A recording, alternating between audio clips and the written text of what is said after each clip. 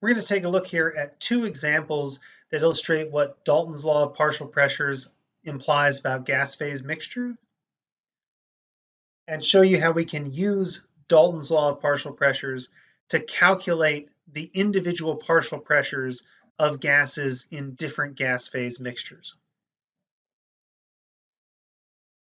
In our first example, we would like to calculate the pressure of a mixture of gases. In this case, a 10-liter vessel contains 2.50 times 10 to the negative third moles of dihydrogen gas, 1 times 10 to the negative third moles of helium, and 3 times 10 to the negative fourth moles of neon at 35 degrees Celsius. So we have a mixture of gases enclosed in a 10-liter flask, and the gases will not react with one another.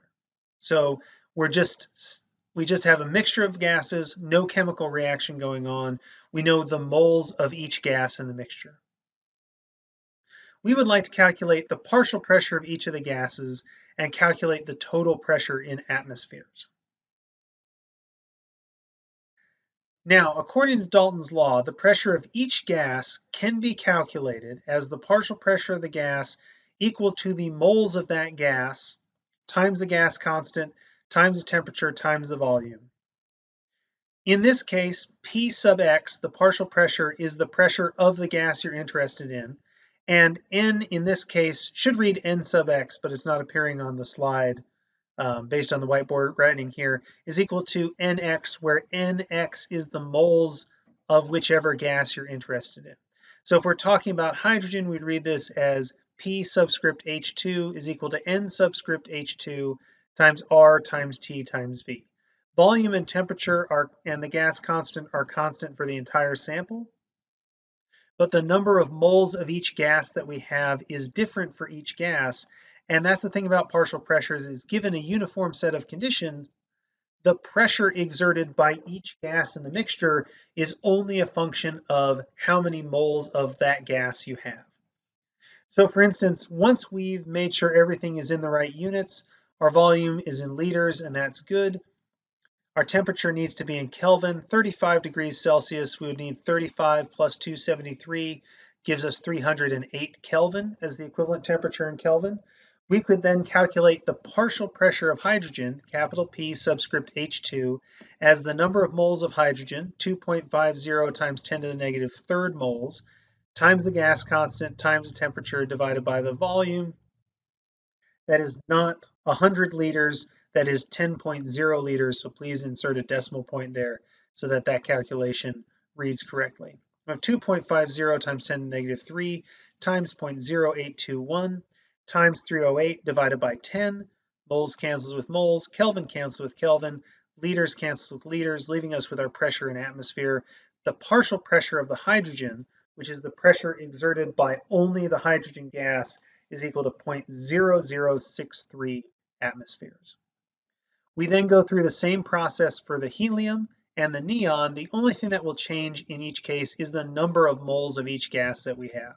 We have 0.00100 moles of helium, and we have 0.000300 moles of neon. So we do the same calculation, and the only thing that changes among each of the gases is each one has a different number of moles. So R is the same, gas constant is the same across all these calculations, temperature is uniform, and the volume is the same. The only thing that's different is how many moles of each gas we have. The partial pressure of helium, therefore, is 0.00253 atmospheres, and the partial pressure of neon is 0.000759 atmospheres. So these are our final answers for part A. We're really entitled to 3 sig figs here, so we can make this 0.00630 atmospheres.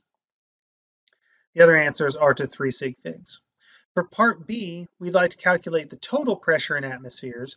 And remember, the other thing that Dalton's law says is that if you have a mixture of gases, the total pressure exerted by the mixture is equal to the sum of the partial pressures of all the gases that make it up.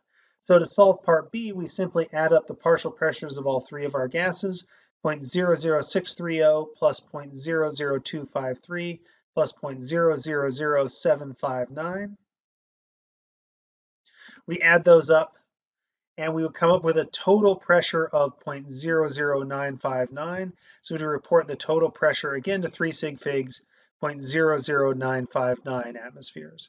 In this answer, I could also see 2 sig figs because once again, our textbook has given us the temperature to 2 sig figs. But it seems unlikely that if they can measure the pressure of each gas to 3 sig figs and the volume of the vessel to 3 sig figs, they could probably at least measure the temperature to 0 0.1 degrees Celsius. So I could see an argument for either 2 sig figs or 3 sig figs in your final answer to this problem right here.